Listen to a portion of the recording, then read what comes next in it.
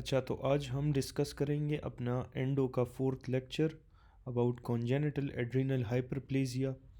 Congenital adrenal hyperplasia में आपने 4 enzymes को याद रखने हैं। इसमें आपके साथ सबसे जो मोस्ट कॉमन डिफिशेंसी होती है वो 21 अल्फ़ा हाइड्रोक्सिलेज की होती है, लेकिन आपने ये और भी याद रखने हैं। 11 बीटा हाइड्रोक्सिलेज की डिफिशेंसी भी होती है, 7 अल्फ़ा हाइड्रोक्सिलेज की डिफिशेंसी भी होती है, और 3 बीटा हाइड्रोक्सी स्टीरॉयड डिहाइड्रोजिनेज। ये बहुत रेयर है, लेकिन ये भी आपके साथ होती है। ठीक है, तो ये हम सारे डिटेल में पढ़ेंगे। ठीक है, कॉन्जेनिटल एड्रीनल हाइपरप्लेजिया क्या है? ये एक एंजाइम डिफिशिएंसी सिंड्रोम है, जिसमें आपके साथ डिफरेंट टाइप ऑफ एंजाइम की डिफिशिएंसी होगी और उससे डिफरेंट अफेक्ट्स होंगे। तो कोलेस्ट्रॉल के बारे में हमने पढ़ा था कि डिफरेंट स्टेप्स के थ्रू ग्लोमेरुलोजा में आपके साथ मिनरेलोकोर्टिकॉइड बनाता है। जो फेसिकुलेटा है, जोना फेसिकुलेटा, वहाँ पे आपके साथ ग्लूकोकोर्टिकॉइड बनाएगा, और जो जोना रेटिकुलरिस है वहाँ पे आपके साथ कोलेस्ट्रोल आपके साथ एंड्रोजन बनाता है। तो इसको अगर हम सिंपल कर लें तो ये कोलेस्ट्रॉल ने आपके साथ एक अल्डोस्टेरोन बनाया, एक कोर्टिसोल बनाया, और उसके साथ एक ये आपके साथ एंड्रोजन भी बनाता है। ये कोर्टिसोल लेवल जब आपके बॉडी में ज़्यादा हो जाता है तो नेगेटिव फीडबैक मिलती है थ्रू ACTH, या अगर फॉर एग्ज़ाम्पल कोर्टिसोल का लेवल कम हो तो ACTH स्टिमुलेट हो जाता है, वो फिर कोलेस्ट्रोल के ऊपर एक्ट करता है, वहाँ से फिर और कोर्टिसोल बनाएगा। जो कॉन्जेनिटल एड्रीनल हाइपरप्लेजिया है, ऑल टाइप्स जो है वो आपके साथ लो कोर्टिसोल में रिज़ल्ट करते हैं। ठीक है, ये आपके साथ क्या करेंगे? अगर कोर्टिसोल कम हो गया तो ACTH का रिलीज़ आपके साथ ज़्यादा होगा, it will stimulate the ACTH release, और उसकी वजह से क्या हो सकता है कि एड्रीनल हाइपरप्लेजिया हो सकती है। So it can cause increase production of other hormones. तो उसमें मिनरेलोकोर्टिकॉइड्स और एंड्रोजन भी आपके साथ इंक्रीज हो सकते हैं। तो it can increase non cortisol hormone synthesis. अच्छा, फिर जब कोर्टिसोल लो होगा तो इसमें मोस्टली आपको क्या साइंस एंड सिम्टम्स मिलेंगे? लो कोर्टिसोल में पेशेंट को हाइपोग्लाइसीमिया होगी और नोज़िया और वॉमिटिंग के सिम्टम्स आएंगे। अल्डोस्टेरोन की अगर डिफिशिएंसी हो तो पहले तो आपने अल्डोस्टेरोन का मैकेनिज़्म याद रखना है कि ये आपके साथ कलेक्टिंग डक्ट्स पे लगता है। कलेक्टिंग डक्ट्स पे लगता है, वहाँ पे ये क्या करता है? वहाँ पे ये पोटाशियम की सिक्रीशन करता है इनटू द यूरिन, और अपने साथ नॉर्मली ये सोडियम को और वाटर को अंदर ले जाएगा। अभी अल्डोस्टेरोन की डिफिशिएंसी हुई, ठीक है, तो ये अपने उस रिसेप्टर पे काम नहीं कर पाएगा। तो ये क्या करेगा? ये पोटाशियम को यूरिन में नहीं ला पाएगा और सोडियम को अंदर लूमेन में नहीं एब्जॉर्ब कर पाएगा। तो सोडियम आपके साथ यूरिन में लॉस होगा और अंदर बॉडी में पेशेंट को का जो पोटेशियम लेवल है वो इंक्रीज़ हो जाएगा। तो पेशेंट को हाइपोनेट्रीमिया हो जाएगी, और उसकी वजह से क्या होगा? जो यूरिन है उसमें सोडियम लॉस हो जाएगा। सोडियम अपने साथ वाटर को भी लॉस करवा देता है, तो पेशेंट को हाइपोवॉल्यूमिया हो जाती है। अगर बहुत ज़्यादा हाइपोवॉल्यूमिया होती है तो it can also lead to shock. और दूसरी बात, मैंने आपको कहा कि पोटाशियम की सिक्रीशन नहीं करवाएगा यूरिन में, तो पोटाशियम का लेवल बॉडी में ज़्यादा होगा तो इट विल कॉज हाइपरकेलीमिया। और रेनिन को जो है ये इंक्रीज़ करवाता है। अगर एक्सेस होगा तो दैट इज़ एग्जैक्टली ऑपोजिट। ठीक है, तो ये कॉन्सेप्ट आप अपने माइंड में रखो। फिर जो एंड्रोजन्स हैं ये आपके साथ डिपेंड करते हैं on chromosomal sex of child. Chromosomes पे एक्चुअली डिपेंड करते हैं। ठीक है, एक्स एक्स होगा तो ये फीमेल होती है, एक्स वाई है तो ये मेल है। अभी एक आपने याद रखना है कि एंड्रोजन आपके साथ बहुत ज़्यादा होता है, और जब आपके साथ एंड्रोजन की डिफिशिएंसी होती है तो क्या होता है? एंड्रोजन बहुत ज़्यादा हुआ तो फीमेल चाइल्ड हो या फीमेल पेशेंट हो तो उसमें आपको एम्बिग्विस जेनेटेलिया नज़र आएगी। ठीक है, अगर एंड्रोजन ज़्यादा होंगे तो फीमेल में एम्बिग्विस जेनेटेलिया आपको नज़र आएगी, और मेल को जो है प्रिकॉशियस प्यूबर्टी होगी। अगर एंड्रोजन की डिफिशिएंसी आपको नज़र आई तो उसमें फ़ीमेल आपको नॉर्मल नज़र आएगी, और जो मेल है उसमें फ़ीमेल के जेनिटेलिया होंगे या मेल में एम्बिगुअस जेनिटेलिया होंगी। तो ये एंड्रोजन की डिफिशिएंसी में आपने याद रखना है, और एक्सेस में फ़ीमेल में एम्बिगुअस होता है और डिफिशिएंसी में मेल में एम्बिगुअस होता है। तो ये आप याद रखें। एम्बिगुअस जेनिटेलिया का ये एग्ज़ाम्पल है, फ़ीमेल जिसमें एक्सेस एंड्रोजन होता है तो उसमें आपको एम्बिगुअस जेनिटेलिया मिलेगी, और मेल जिसमें डेफिशिएंट एंड्रोजन एक्सपोजर होगा वहाँ पे आपको जो है एम्बिगुअस जेनिटेलिया मिलती है।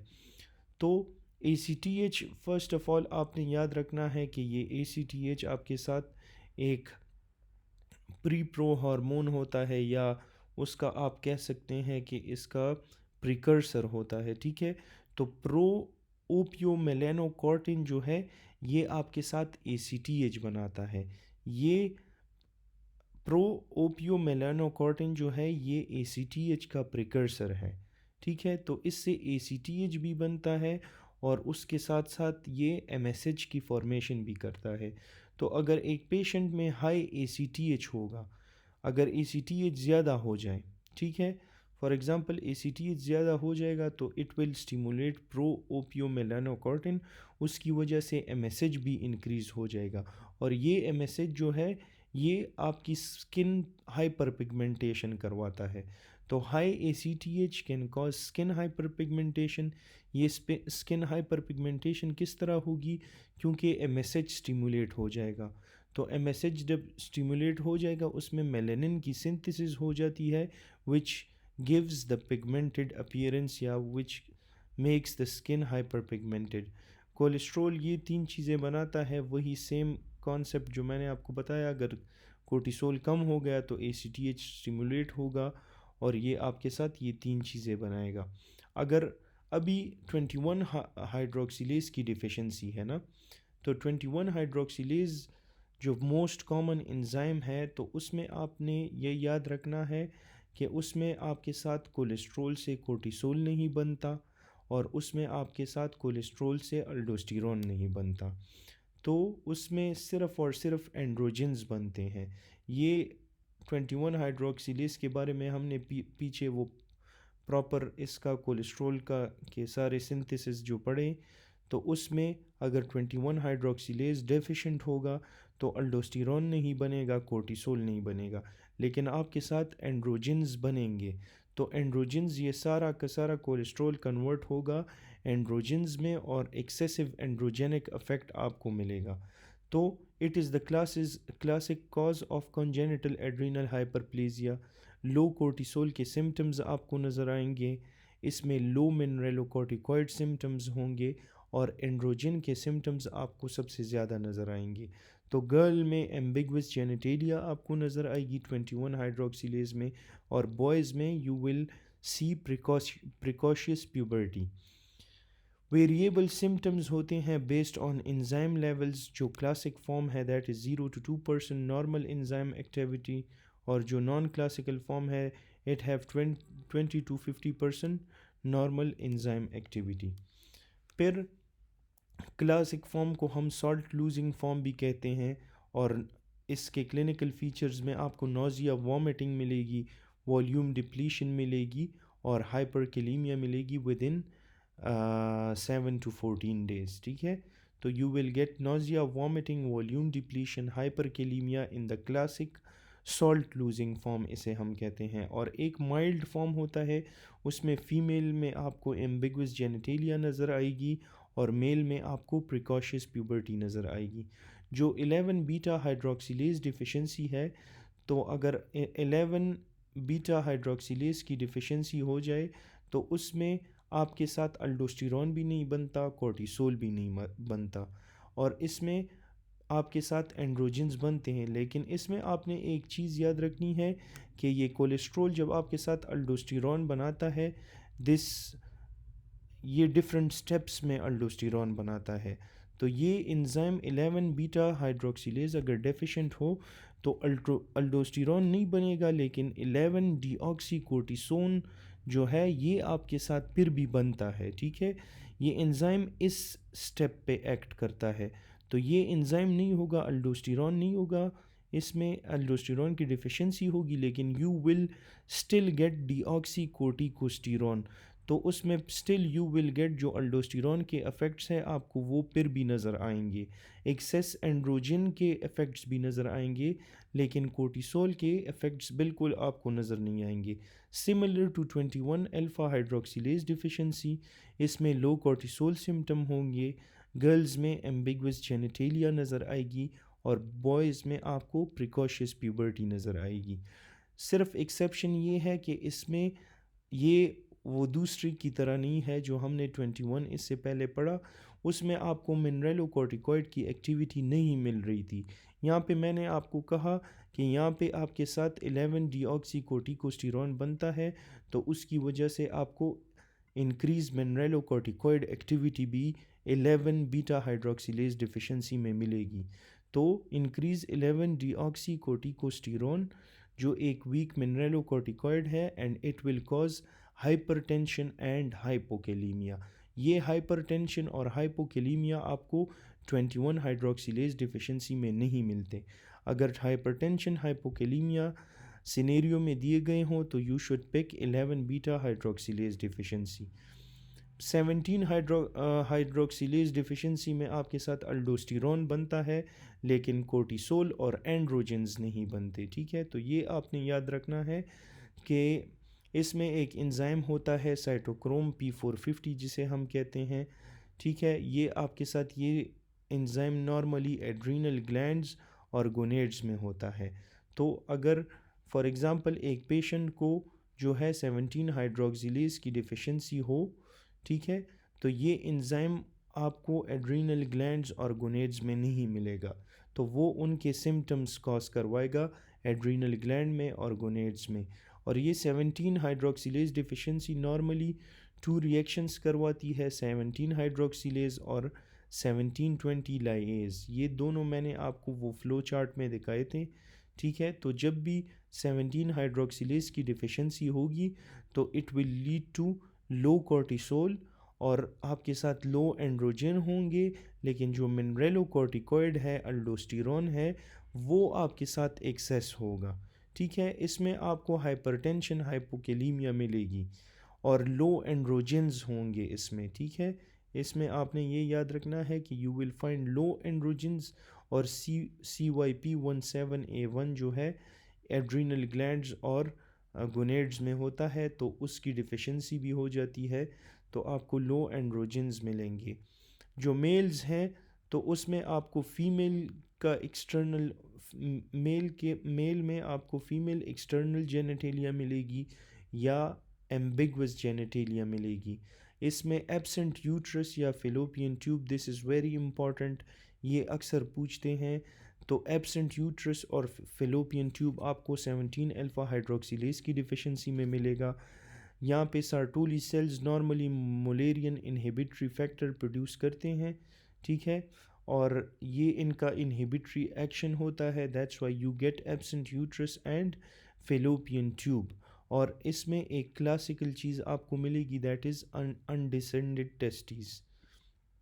अच्छा, फीमेल जो है नॉर्मल होंगी बाय बर्थ और उनमें आपको प्राइमरी एमेन्यूरिया आ जाएगी एट प्यूबर्टी। प्यूबर्टी पे जो है तीका सेल्स जो है लैक ऑफ एंड्रोजन्स, तो उसकी वजह से आपका ईस्ट्राडायोल कम हो जाता है और ऑफन डायग्नोज्ड एट प्यूबर्टी। तो इसके बारे में फ़ीमेल में आपने याद रखना है कि 17 हाइड्रोक्सिलेज की डिफिशिएंसी फ़ीमेल के सिम्टम्स आपको नज़र आएंगे एट प्यूबर्टी। ये आपके साथ बर्थ पे नॉर्मल होगी, लेकिन प्यूबर्टी पे आपको पता चलेगा कि इस पेशेंट को 17 अल्फ़ा हाइड्रोक्सिलेज की डिफिशिएंसी है, क्योंकि वहाँ पे ईस्ट्राडायोल का लेवल कम हो जाता है। ठीक है, और the patient will experience primary amenorrhoea at puberty. XX female जो है फेल्स टू डेवलप और XY फिनोटाइप फीमेल और मेल फेल्स टू डेवलप, ये दोनों फिनोटाइप्स आपके साथ फेल होते हैं to develop. You will see hypertension and hypokalaemia, low potassium. अभी हाइड्रोक्सी स्टीरॉयड डिहाइड्रोजिनेज डिफिशिएंसी है जो बहुत रेयर है, बहुत कम आपको मिलती है, ठीक है। इसमें आपके साथ तीनों टाइप्स की चीज़ें नहीं बनती, अल्डोस्टेरोन भी नहीं बनता, कोर्टिसोल भी नहीं बनता, एंड्रोजन भी नहीं बनते। तो यहाँ पे यू विल जो डिसऑर्डर्स है ऑफ सेक्स डेवलपमेंट उसमें एम्बिक्वस जेनिटेलिया आपको कब मिलती है? एक आपको 46XX में मिलती है जहाँ पे एक्सेस ऑफ एंड्रोजन होता है, ये मैंने ऑलरेडी आपको बताया, ठीक है। ऑफन कॉन्जेनिटल एड्रीनल हाइपरप्लेजिया, अगर 46XY की बात हो वहाँ पे भी आपको एम्बिग्वस जेनिटेलिया मिलती है, लेकिन यहाँ पे एक्सेस एंड्रोजन्स हैं, 46XY में लैक ऑफ एंड्रोजन्स होंगे, and it is rarely due to congenital adrenal hyperplasia. Congenital adrenal hyperplasia की स्क्रीनिंग हम किससे करते हैं? 17 हाइड्रोक्सी प्रोजेस्ट्रॉन के लेवल को मेजर करके, ठीक है। ये 17 हाइड्रोक्सी प्रोजेस्ट्रॉन जो है ये आपके साथ सबसे ज़्यादा होता है, लाइक इसकी जो वैल्यू है that will be highly elevated in 21 alpha hydroxylase deficiency. ये एंजाइम है और ये प्रिकर्सर है, तो इस एंजाइम की डिफिशिएंसी होगी तो ये 17 हाइड्रोक्सी प्रोजेस्ट्रॉन का लेवल बहुत ज़्यादा हो बढ़ जाएगा। तो दैट्स वाई हम स्क्रीनिंग के लिए जो करते हैं we we do 17 hydroxy progesterone level. अच्छा, ट्रीटमेंट में आपने क्या करना है कि मैनी फॉर्म्स को आपने ग्लूकोकॉर्टिकॉइड से ट्रीट करना है और सर्टन फॉर्म्स को आपने मिनरलोकॉर्टिकॉइड से भी ट्रीट करना है। अभी इसमें आपके साथ जो है ग्लूकोकॉर्टिकॉइड की डिफिशिएंसी होती है और मिनरलोकॉर्टिकॉइड की डिफिशिएंसी होती है, तो you give glucocorticoid as well as mineralocorticoid जिसमें फ्लूड्रोकोर्टिसोन आता है। तो many forms treated with glucocorticoids replenishes the cortisol, ACTH को लोअर कर देते हैं, stops the overproduction of other hormones, और आप can also use mineralocorticoid such as fludrocortisone। फिर इसके बाद है एड्रीनल डिसऑर्डर्स। तो एड्रीनल डिसऑर्डर्स में देयर इज़ एक्सेस कोर्टिसोल, या आपके साथ इनसफिशेंट कोर्टिसोल होगा, या मिनरलोकॉर्टिकॉइड एक्सेस होगा, या कोई ट्यूमर की वजह से आपके साथ एड्रीनल डिसऑर्डर्स होते हैं। तो सबसे पहले इसमें कुशिंग सिंड्रोम है। कुशिंग सिंड्रोम में आपको क्या मिलता है? सिंड्रोम ऑफ क्लिनिकल फीचर्स, जिसमें आपको एक्सेस कोर्टिसोल लेवल मिलेगा, तो कोर्टिसोल बहुत ज़्यादा हो जाएगा, एंड मोस्ट कॉमन कॉज इसका जो है दैट इज़ कोर्टिकोस्टीरॉयड मेडिकेशन। तो ये आपके साथ prescribed for inflammatory conditions, daily prednisone हम देते हैं एसएलई में या लूपिस में। तो कुशिंग डिजीज़ जो है उसमें पिट्यूटरी एसीटीएच सिक्रीटिंग ट्यूमर होता है, and one cause of Cushing syndrome. तो इसमें एक बात है कि आपने कुशिंग सिंड्रोम और कुशिंग डिजीज़ में डिफरेंशिएट करना है। तो कुशिंग डिजीज़ में you will have pituitary ACTH secreting tumour, तो उसमें एसीटीएच सिक्रीटिंग ट्यूमर होगा, एसीटीएच की वैल्यू इसमें बहुत ज़्यादा होती है, और जो सिंड्रोम होता है वहाँ पे you will find decrease level of ACTH. जो कुशिंग सिंड्रोम है उसके typical features you will get hypertension, आप the patient will have hyperglycaemia, उसको डायबिटीज़ होगी, इंसुलिन रेजिस्टेंस और immunosuppression, there is risk of infection and early opportunistic infections. Cortisol जो है alter करता है जीएनआरएच रिलीज़ को, जिसकी वजह से एफएसएच और एलएच कम हो जाते हैं, and it also causes menstrual irregularities in women, abnormal cycle करता है in 80% of the cases, oligomenorrhoea, amenorrhoea in 30% cases. Hirsutism भी एक टिपिकल फीचर है, जो एक्सेसिव हेयर ग्रोथ होती है on the face in a women, ये आपको कुशिंग सिंड्रोम में मिलता है, और मेल्स में you will gate erectile dysfunction. तो स्टिमुलेशन होती है ऑफ एडिपोसाइट्स, जिसकी वजह से ग्रोथ हो जाती है। प्रोग्रेसिव सेंट्रल ओबेसिटी, तो ये आपको सेंट्रल ओबेसिटी नज़र आ रही है, तो सेंट्रल ओबेसिटी होगी। फेस, ट्रंक और नेक और एब्डोमेन पे आपको जो है ओबेसिटी नज़र आएगी। मून फेस होगा, ये आपको एक मून फेस नज़र आ रहा है। और you will C a buffalo hump, तो ये पीछे आपको जो नज़र आ रहा है इस तरह का एक बफेलो हम्प आपको नज़र आएगा कुशिंग सिंड्रोम में। Fat mound at the base of the back of the neck, ठीक है, तो that is your Cushing syndrome के फीचर्स। स्किन चेंजेस पढ़ते हैं तो इसमें थिनिंग होती है स्किन की। You will find easy bruising, there will be striae और स्ट्रेच मार्क्स, पर्पल लाइंस आपको मिलेंगे स्किन पे, ठीक है। Fragile skin, stretches over the trunk, breast, abdomen. Thin thin skin होगी, can not hide venous blood in dermis, commonly occur on sides and lower abdomen. तो आपने stretch marks याद रखने हैं, इजी ब्रूजिंग याद रखनी है and thinning of the skin. ACTH, एक इसमें ACTH इंडिपेंडेंट होता है और एक होता है ACTH डिपेंडेंट। तो ACTH डिपेंडेंट में ACTH की वैल्यू ज़्यादा हो जाती है और ACTH इंडिपेंडेंट का मतलब ही यही है कि ACTH का लेवल कम होगा।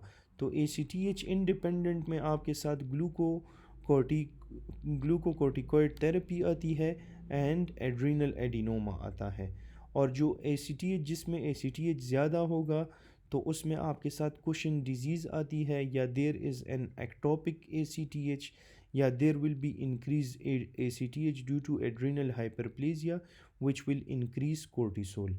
तो आपने याद रखना है कि ACTH कब कम होगा, जब एक बंदा ग्लूकोकोर्टिकॉइड्स ले रहा है या उसको कोई एड्रीनल एडिनोमा है। और इसको हम कहते हैं कुशिंग सिंड्रोम। जो कुशिंग डिजीज़ है उसमें आपके साथ ACTH ज़्यादा होगा, उसमें पिचुट्री ACTH सिक्रीटिंग ट्यूमर होता है, जिससे पिचुट्री में एक ACTH सिक्रीटिंग ट्यूमर होता है जो आपके साथ ACTH रिलीज़ करता है। तो उसकी वजह से ACTH का जो लेवल है वो इंक्रीज़ होता है। और यहाँ आपके साथ एक और साइट, एक तो नॉर्मली ACTH पिचुट्री से सिक्रीट होता है, लेकिन इसमें एक पिचुट्री के अलावा कई और से भी ACTH प्रोड्यूस होता है, such as small cell lung cancer. अगर एक पेशेंट को स्मॉल सेल लंग कैंसर हो तो उससे भी ACTH सिक्रीशन होती है। तो इसे हम कहते हैं ectopic ACTH। And then there is increase ACTH, इसमें आपके साथ एड्रीनल हाइपरप्लेजिया आ जाती है और उसमें कोर्टिसोल लेवल भी इंक्रीज़ होती है। तो आपने स्किन हाइपर पिगमेंटेशन याद रखनी है कि यू विल, इसका एक टिपिकल फाइंडिंग जो है आपको मिलती है स्किन हाइपर पिगमेंटेशन, और हाइपरग्लाइसीमिया भी बहुत इम्पॉर्टेंट है।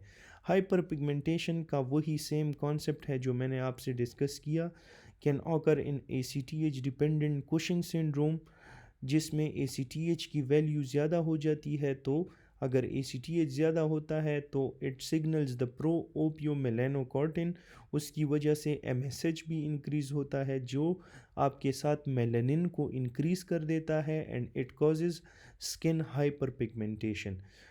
अच्छा, मेजरिंग डायग्नोसिस, आपने मेजरिंग प्लाज्मा कोर्टिसोल जो है उसको मेजर करना है, जो कि डिफ़िकल्ट होता है। तो सर्केडियन रिदम में हाई लेवल्स होते हैं in the morning, early 6 morning में आपके साथ कोर्टिसोल लेवल जो है वो बहुत ज़्यादा होता है, और तकरीबन 10 to 20।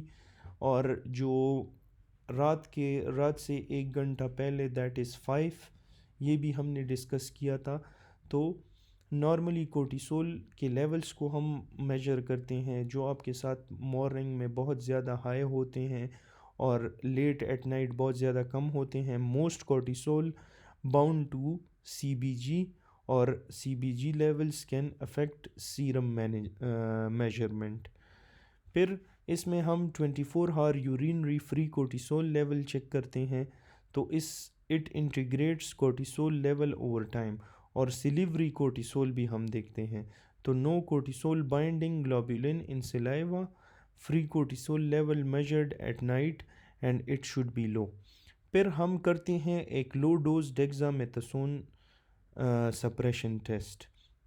सबसे पहले एक पेशेंट आया, ठीक है, कुशिंग सिंड्रोम का, तो आपने उसके लिए 24 हावर यूरिनरी कोर्टिसोल और सेलिवरी कोर्टिसोल आपने चेक करना है। अगर उसमें आपको वैल्यू ज़्यादा मिली, कोर्टिसोल की वैल्यू ज़्यादा मिली, आप नेक्स्ट स्टेप में you do low dose dexamethasone suppression test.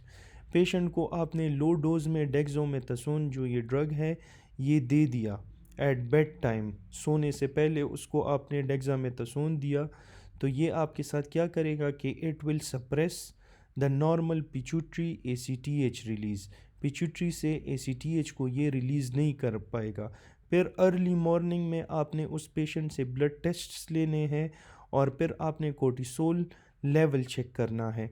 अगर कोर्टिसोल लेवल आपके साथ, अगर एक पेशेंट को डेक्सामेथासोन आपने दिया और सुबह आप चेक करते हो तो नॉर्मल पेशेंट में ये आपको अर्ली मॉर्निंग में लो नज़र आएंगे। लेकिन अगर एक पेशेंट को कुशिंग सिंड्रोम हो, उसको आपने लो डोज डेक्सामेथासोन टेस्ट दिया, उससे पहले आपने सिलिवरी और 24 आवर यूरिन कोर्टिसोल भी किया, उसमें भी कोर्टिसोल लो है, यहाँ पे भी आपने उसको डेक्सामेथासोन दिया और सुबह आपने चेक किया कोर्टिसोल लेवल हाई है, तो it will confirm the Cushing syndrome. अगर कोर्टिसोल आपके साथ स्टिल हाई है तो इट कंफर्म्स कुशिंग सिंड्रोम। तो ये आपको adenomas, tumours do not suppress cortisol production, adenomas में आपको ये मिलता है। फिर स्टेप 1 वही स्टेप्स है जिस तरह मैंने कहा, पहले कुशिंग सिंड्रोम को इस्टेब्लिश करना है, उसके कॉज को आपने फाइंड करना है। कॉज को देखना है, कॉज का मतलब ये है कि आप देखो कि इस पेशेंट को जो कुशिंग सिंड्रोम है ये किस वजह से है, ये हाई ACTH की वजह से है या ये लो ACTH की वजह से है। अगर हाई ACTH की वजह से है, आपने सस्पेक्ट करना है कि इस पेशेंट को कुशिंग डिजीज़ है या इसमें कोई एक्टोपिक सोर्स है जो ACTH प्रोड्यूस कर रहा है। अगर ACTH इंडिपेंडेंट कॉज हो, आपने ACTH लेवल ले लिया और आपको वो लो मिला, तो फिर आपने ये कॉजेज़ रूल आउट करने हैं कि पेशेंट में कोई एडिनोमा तो नहीं है या कोई स्टीरॉयड थेरेपी पे तो पेशेंट नहीं है। तो ये फर्स्ट आपने कुशिंग सिंड्रोम को इस्टेब्लिश करना है, फिर आपने उसके कॉज को फाइंड करना है, whether it is ACTH dependent और ACTH इंडिपेंडेंट। अगर डिपेंडेंट है उसमें you should then rule out कि ये आपके साथ कुशिंग डिजीज़ है या ये आपके साथ एक्टोपिक ACTH है। अगर इंडिपेंडेंट कॉज है, फिर आपने देखना है कि ये स्टीरॉयड थेरेपी की वजह से है या ये कोई एडिनोमा है। लो डोज टेस्टिंग के बाद आपने फिर एक हाई डोज टेस्टिंग भी करनी है, ठीक है। इसमें भी आपने लो डोज टेस्टिंग की और उसमें भी कोर्टिसोल का लेवल आपको हाई मिला, तो you should establish diagnose of Cushing syndrome. फिर उसके बाद आपने फाइनल टेस्ट करना है high dose dexamethasone test. Low dose में हम 1 mg देते हैं, हाई डोज में हम 8 mg देते हैं।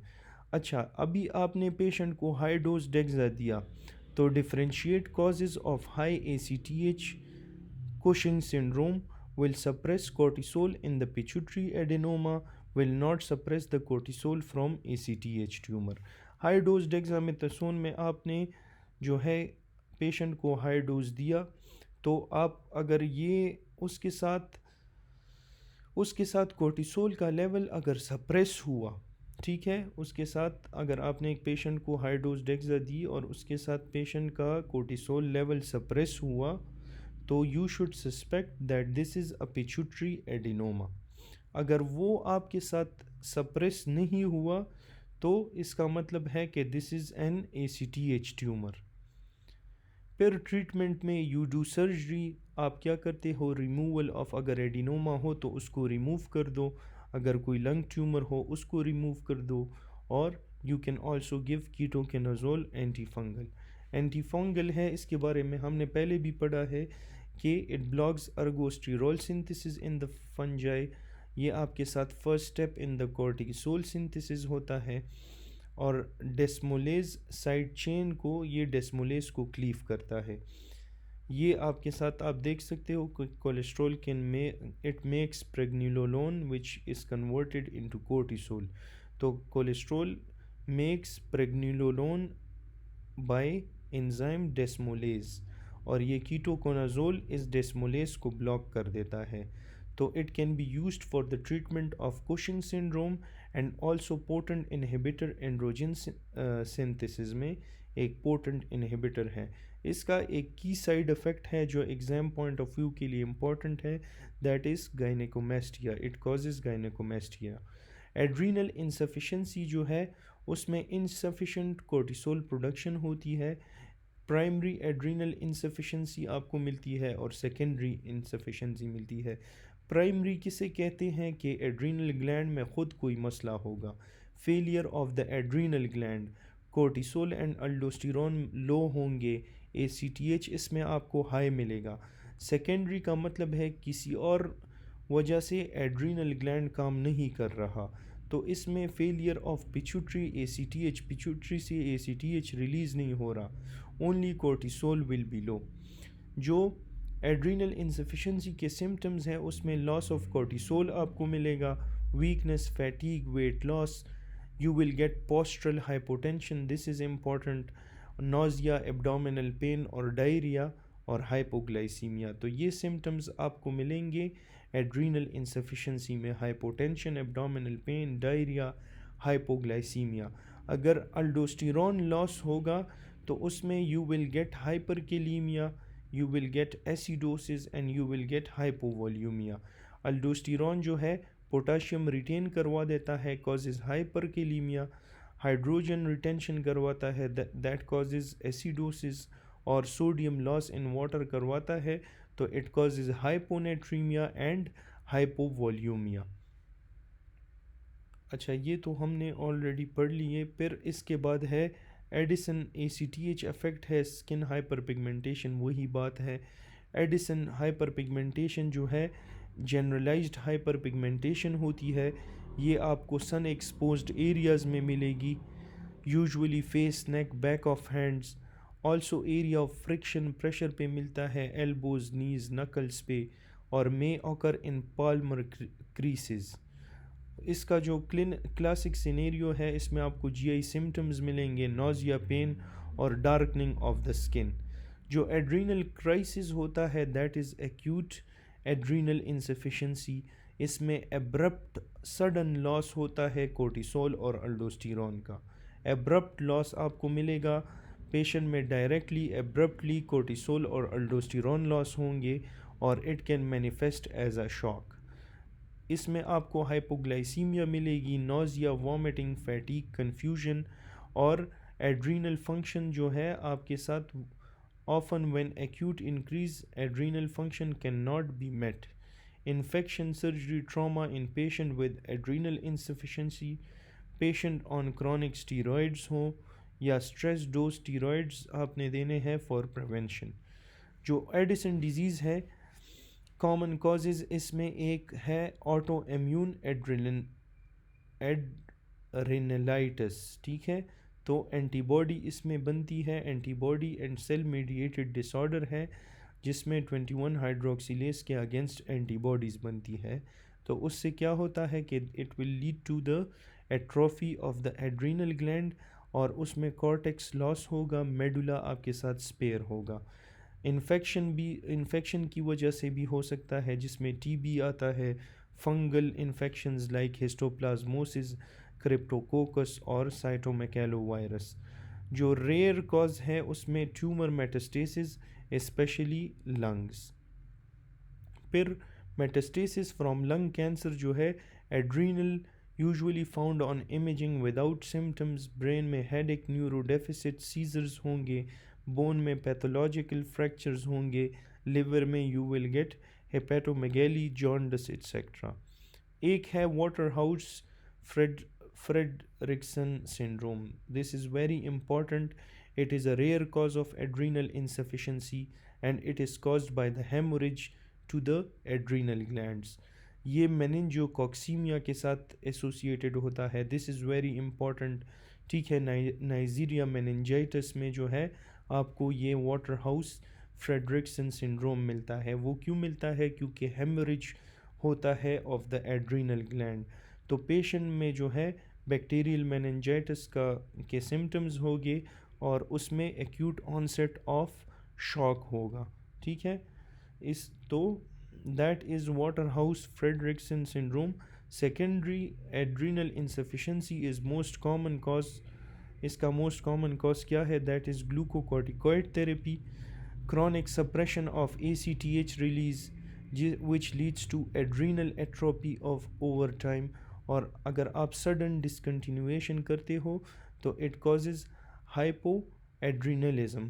ठीक है, तो सेकेंडरी एड्रीनल इंसफिशेंसी में याद रखना है कि इसका मोस्ट कॉमन कॉज क्या है कि एक पेशेंट ग्लूकोकॉर्टिकॉइड्स ले रहा है, ग्लूकोकॉर्टिकॉइड्स या उसने लिए हैं या ले रहा है, ग्लूकोकॉर्टिकॉइड थेरेपी पे है, it can cause secondary adrenal insufficiency.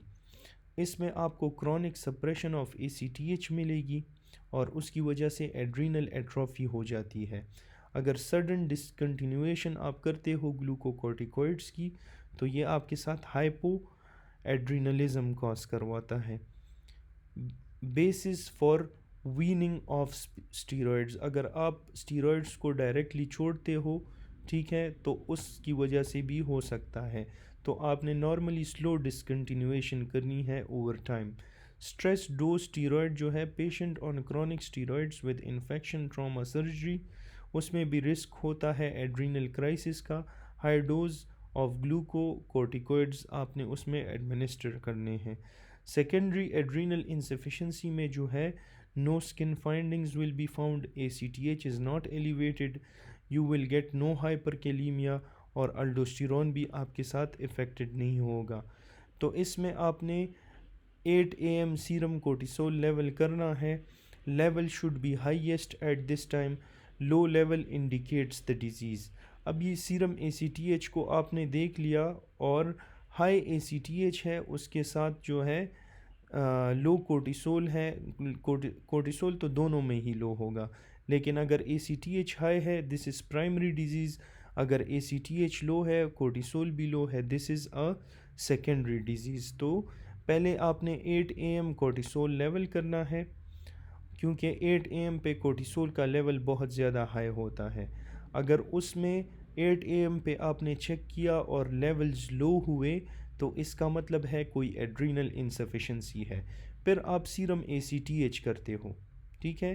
Cortisol तो आपको पता लग गया 8 बजे के कोर्टिसोल कम है, उसमें आपने ACTH किया, ACTH हाई है तो this is a primary disease. अगर ACTH लो है so this is a secondary disease. फिर आपने करना है ACTH स्टिमुलेशन टेस्ट, जिसे हम को सिंट्रोपिन स्टिमुलेशन टेस्ट कहते हैं. तो इसमें you give exogenous ACTH to the patient और फिर आपने कोर्टिसोल के लेवल्स को देखना होता है. तो cortisol levels normally 30 to 60 minutes जो है उसमें आपके साथ राइज होंगे. अगर ये राइज ना हुए तो this means this is primary adrenal insufficiency. अगर नॉर्मली ये राइज हो गए तो it is a secondary disorder. ACTH already high है so this is a secondary disorder. फिर आपके साथ प्राइमरी अल्डोस्टेरोनिज्म जो है, जिसे हम कॉन सिंड्रोम कहते हैं, उसमें आपको हाइपरटेंशन, हाइपोकेलीमिया, ये 2 चीज़ें आपने याद रखनी है लाजमी.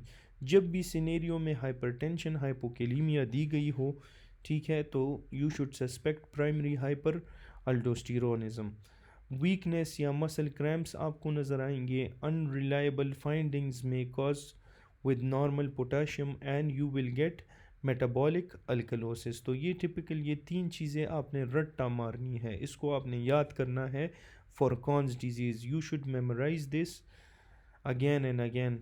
फिर bilateral idiopathic hyper aldosteronism 60% cases में होता है और अल्डोस्टेरोन प्रोड्यूसिंग एडिनोमा जो है दैट इज़ 30% केसेस. ये दोनों कॉजेज़ है आपके साथ प्राइमरी हाइपर अल्डोस्टेरोनिज्म के. तो इस प्राइमरी हाइपर अल्डोस्टेरोनिज्म को हम कॉन सिंड्रोम भी कहते हैं. प्लाज्मा अल्डोस्टेरोन कंसंट्रेशन आपने देखनी है और प्लाज्मा रेनिन एक्टिविटी, जिसे हम PRA कहते हैं, प्रा, ठीक है. तो you should check the PAC and PRA, ठीक है. Plasma aldosterone concentration, plasma renin activity, Plasma is incubated. Renin cleaves angiotensin in plasma. Angiotensin 1 produce measured by SA. तो प्रा अगर कम हो और पैक आपके साथ ज़्यादा हो, it indicates that this is a primary aldosteronism. अगर प्रा भी इंक्रीज़ है और पैक भी इंक्रीज़ है, तो this means this is secondary hyperaldosteronism. Renal artery stenosis or CHF or low volume are the causes of secondary increase PRA and increase PAC. Renal artery stenosis, CHF और low volume. Primary hyperaldosteronism diagnosis में आपने abdominal imaging करनी है for adrenal nodules या tumour. Adrenal vein sampling करनी है which differentiates unilateral versus bilateral disease, and you have to measure the PAC and PRA in each vein. Per you can also give you can also go for surgical option like surgical adrenalectomy कर सकते हो adenoma unilateral hyperplasia के लिए, और स्पाइरोनोलेक्टोन जो कि है potassium sparing diuretics, that is the drug of choice for primary hyperaldosteronism. Potassium sparing diuretics आपने देने हैं and it blocks the aldosterone effect. इसके बाद है लीकोराइस. तो लीकोराइस जो है it contains glycyrrhetinic acid a steroid. ये आपके साथ लीकोराइस होता है. इसमें वीक मिनरेलोकॉर्टिकॉइड इफेक्ट है and it inhibits 11 beta hydroxy steroid dehydrogenase. Large amount में it can cause hypertension and हाइपोकेलीमिया and plasma aldosterone level will be low. So cortisol is converted into cortisone in the presence of 11 beta hydroxy steroid dehydrogenase. अच्छा, तो अगर एक patient लीकोराइस intake कर रहा है तो उसमें भी आपको ये सारे symptoms hypertension, hypokalaemia, plasma aldosterone level, ये चीज़ें आपको मिलेंगी. ठीक है. So for today's lecture this was enough. और अगर आपको ये लेक्चर पसंद आ रहे हैं, काइंडली अपना फीडबैक मुझे कमेंट सेक्शन में लाजमी दें. Please do subscribe. Thanks for watching and इंशाल्लाह see you in the next video.